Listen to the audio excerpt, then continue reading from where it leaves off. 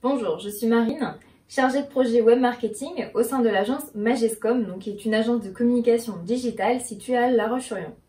La notoriété et la visibilité de votre entreprise influent directement sur votre chiffre d'affaires. Aujourd'hui, vous lancez votre activité, donc personne ne vous connaît ou presque, et vous souhaitez du coup mettre en place des actions de communication sur Internet pour vous faire connaître. Alors c'est très bien, mais par où commencer? Donc c'est ce que nous allons voir ensemble aujourd'hui. Aujourd'hui, les consommateurs, ils ont pris le pli d'aller chercher eux-mêmes l'information sur Internet avant de prendre leur décision d'achat. Donc pour cela, ils utilisent Google et les réseaux sociaux. C'est pourquoi, pour vous faire connaître et puis attirer de nouveaux clients, vous allez devoir tout faire pour être visible sur ces canaux. Votre objectif va donc être de tout faire pour bien référencer votre site Internet en première page des résultats de Google. Ainsi, mieux vous serez positionné, plus vous allez attirer de trafic vers votre site Internet. Il est important d'attirer un trafic qualifié sur son site Internet pour que ces internautes deviennent des prospects, ces prospects des clients et qu'ensuite ces clients vous puissiez les fidéliser. Nous allons voir quelles sont les étapes importantes pour faire connaître votre entreprise sur Internet. La première étape, ça va être de définir clairement qui est votre cible. Vous voulez faire connaître votre entreprise, c'est très bien, mais vous voulez la faire connaître à qui? Avec Internet, les consommateurs ont pris l'habitude de recevoir des communications qui sont ultra personnalisées, extrêmement bien ciblées, et donc qui correspondent à leurs attentes, à leurs besoins, à leur centre d'intérêt. Et donc si vous ne connaissez pas votre cible, vous ne pourrez pas communiquer aussi efficacement. Pour cela, je vous conseille d'utiliser la méthode du personal marketing qui va être de définir le portrait type de votre cible. Donc pour cela, voici des questions auxquelles vous pouvez répondre pour vous aider. Ça va être quel est le métier de votre cible, quel est son âge, quelle est sa catégorie socio-professionnelle, quels sont ses centres d'intérêt, peut-être quels sont les réseaux sociaux qu'elle utilise. Voilà, tout un cheminement de questions qui va vous aider à bâtir vraiment le portrait type de votre cible. En répondant à l'ensemble de ces questions, vous aurez ainsi une idée plus précise de type de communication à lui envoyer. Le deuxième point, ça va être de déterminer vos mots-clés stratégiques. Donc pour faire connaître votre entreprise et faire passer vos messages auprès de votre cible, c'est important que vous parliez le même langage qu'elle. Donc pour cela, vous allez devoir définir dans un tableau l'ensemble des mots-clés qui correspondent à votre secteur d'activité et à votre entreprise. Donc un mot-clé, c'est quoi? Les mots-clés, c'est l'ensemble des requêtes que les internautes, donc que vos clients vont taper, vont saisir dans Google pour vous trouver, pour trouver votre produit, pour trouver votre service. Donc une fois que vous aurez identifié cette liste, cette longue liste même de mots-clés, il va falloir vérifier la concurrence qu'il y a derrière ces mots-clés-là.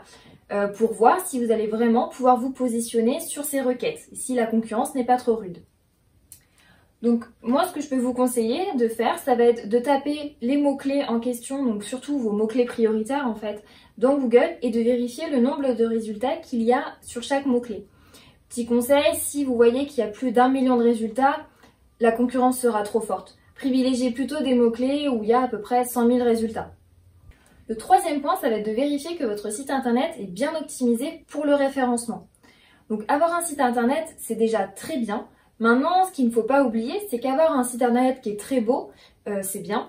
Mais si personne ne le voit, c'est dommage. D'où l'importance de quand même réaliser des petites optimisations SEO pour accroître la visibilité de votre site et de votre marque. Concrètement, le référencement, il va dépendre de 3 critères. Le premier, ça va être la structure du site qui doit être impeccable. Ensuite, ça va être les contenus qui doivent être optimisés. Et en troisième, ça va être des liens externes qui doivent pointer vers votre site. Donc le premier point, en fait, c'est de vérifier la structure de votre site. Donc c'est-à-dire, est-ce que votre site permet une bonne expérience utilisateur? Par exemple, c'est de vérifier que votre site est parfaitement compatible sur une lecture, sur une navigation mobile. Donc le deuxième point, c'est de vérifier que les contenus déjà existants sur le site sont parfaitement optimisés pour le web. La création de contenu, c'est vraiment l'élément fondamental pour améliorer la visibilité de votre site. Ce qu'il ne faut pas oublier, c'est que la rédaction de contenu sur le web et la rédaction traditionnelle qu'on peut avoir dans la presse par exemple, c'est complètement différent. Il y a vraiment des codes à respecter sur le web et ça passe notamment par l'ajout des mots-clés dont on parlait précédemment qui doivent être vraiment présents régulièrement sur le site, que ce soit dans les titres, dans les textes ou dans les images. Et donc le troisième point, c'est d'obtenir des liens externes vers votre site internet. Donc pour Google, un site qui met un lien qui pointe vers votre site internet, c'est signe de recommandation. Donc plus vous avez de liens comme ça externes qui pointent vers votre site, plus votre site est considéré comme pertinent pour les moteurs de recherche et donc vous gagnez en visibilité. Donc vous avez plusieurs moyens d'obtenir ces liens qui pointent vers votre site. Donc par exemple, ça peut être de nouer des partenariats, d'être présent dans des annuaires ou encore de partager vos contenus sur les réseaux sociaux par exemple. Alors une autre étape importante, ça va être d'écrire noir sur blanc votre stratégie de communication. Donc dans ce document stratégique, on va retrouver les éléments suivants. Donc dans un premier temps, on va noter vos objectifs précis. Et je tiens à mettre l'accent sur des objectifs précis. Ensuite, quels sont les leviers de communication que vous souhaitez actionner? Donc ensuite, on va également mettre en place la ligne éditoriale pour chacun de ces leviers, également le planning éditorial, et enfin, quels sont les indicateurs à suivre pour mesurer vos actions. Donc vous allez pouvoir mettre en place deux types de planning éditorial. Le premier d'un point de vue référencement, c'est-à-dire de lister chaque mois quelle est la page ou quel est l'article que vous allez devoir intégrer sur votre site internet ou sur votre blog.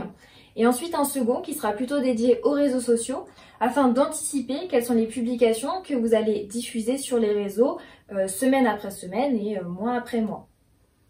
Donc ensuite concernant les indicateurs, moi je vous conseille de réaliser en fait un tableau de bord qui va reprendre l'ensemble des chiffres clés que vous allez devoir suivre mois après mois pour voir si vos actions sont efficaces.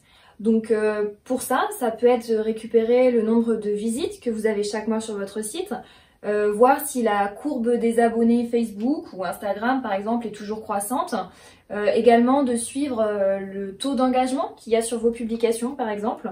Donc pour cela, moi je vous invite à utiliser Google Analytics et des outils comme Facebook. En fait, dans Facebook, on a aussi des statistiques qui sont très pertinentes pour mesurer nos actions. Donc en plus d'avoir un site internet, vous êtes peut-être présent également sur des réseaux sociaux comme Facebook, Instagram, Twitter ou même LinkedIn. Alors c'est très bien, mais est-ce que vos profils et vos comptes sont optimisés? Donc voici les 3 points que je vous propose de vérifier sur vos réseaux sociaux. Donc dans un premier temps, ça va être de vérifier votre photo de profil et votre photo de couverture, qui sont les éléments clés en fait. Quand un internaute arrive sur votre compte, c'est ce qu'il vraiment va voir en premier. Donc est-ce que votre photo de profil est parfaitement optimisée? Personnellement, moi je vous recommande d'intégrer votre logo. Alors faites attention à la bonne dimension du logo pour ne pas qu'il soit rogné. Et ensuite, en ce qui concerne la photo de couverture, de mettre une photo représentative de votre activité. Ensuite, ça va être de compléter la partie à propos ou la biographie qu'on peut retrouver sur chaque réseau social. Donc en fait, c'est voir est-ce qu'on comprend parfaitement quels sont les produits, les services que vous proposez. Donc c'est l'occasion d'ajouter à nouveau des mots-clés dont on parlait tout à l'heure et même d'ajouter un lien vers votre site internet pour y générer du trafic. Et donc n'hésitez pas à être incitatif et de demander clairement noir sur blanc à vos clients, à vos internautes, à vos abonnés de vous rejoindre sur les réseaux sociaux. Le dernier conseil sera d'analyser constamment vos actions, un point qui est bien trop souvent délaissé par les entreprises. Bien trop souvent, les entreprises vont se contenter de regarder leur chiffre d'affaires, mais ce n'est pas un indicateur fiable à court terme. Pour cela, il est important de définir des indicateurs clés de performance pour mesurer vos actions mois après mois et année après année. Donc les indicateurs clés que vous allez pouvoir suivre pour votre site web, ça va être par exemple le nombre de visites et de visiteurs que vous avez chaque mois. D'où viennent vos visiteurs? Est-ce que c'est depuis Google? Est-ce que c'est depuis les réseaux sociaux par exemple? Ensuite, sur les réseaux sociaux, ça va être quel est le taux d'engagement. Donc est-ce que vos fans sont engagés avec vos publications? Est-ce qu'ils mettent des commentaires, des mentions j'aime? Est-ce qu'ils partagent vos posts? Est-ce que votre communauté est croissante? Votre nombre d'abonnés grandit mois après mois? Voilà, tous ces éléments, vous allez pouvoir les retrouver gratuitement grâce à Google Analytics et même directement sur les plateformes des réseaux sociaux comme Facebook ou Instagram. Nous venons de voir une stratégie complète pour vous faire connaître sur Internet. Maintenant, ce qu'il est important de notifier, c'est qu'il va falloir investir du temps et patienter plusieurs mois avant d'obtenir les premiers résultats. Maintenant, si vous êtes pressé et que vous souhaitez faire connaître votre entreprise rapidement, vous allez pouvoir mettre en place des campagnes de publicité. Donc pour cela, 2 alternatives s'offrent à vous. Donc la première alternative, c'est avec Google Ads. Donc c'est la régie publicitaire de Google. Donc en fait, vous allez acheter des mots-clés pour apparaître en top position des résultats de recherche. Ensuite, la deuxième alternative, ça va être des campagnes publicitaires sur les réseaux sociaux avec notamment la régie publicitaire de Facebook qui est Facebook Ads, qui va vous permettre de réaliser des publicités sur les réseaux sociaux tels que Facebook et Instagram. Personnellement, je vous recommande vivement d'utiliser Facebook qui vous permet vraiment de réaliser des campagnes publicitaires ultra ciblées et à moindre coût. Donc maintenant, les derniers conseils que je peux vous donner, le premier sera de ne pas abandonner. Malheureusement, il y a beaucoup trop d'entreprises qui abandonnent trop rapidement parce qu'elles n'ont pas de résultats tout de suite. Donc persévérez. Le deuxième point sera de vous adapter. Donc à l'instar de la communication traditionnelle comme la presse ou la télévision, Internet vous permet vraiment de mesurer vos actions tout de suite, vraiment chaque mois. Donc adaptez-vous en fonction des résultats. Le troisième conseil, c'est de mettre un pas après l'autre. Vous êtes pressé de vous faire connaître sur Internet et je le comprends parfaitement, mais soyez sûr de maîtriser un levier avant d'en actionner un nouveau. Et bien en effet, avec Internet, on est tous submergés d'articles et de promotions en tout genre. Donc démarquez-vous en proposant du contenu de qualité qui répond aux attentes de votre cible. Donc par exemple, ça peut être via des articles que vous publiez sur votre blog.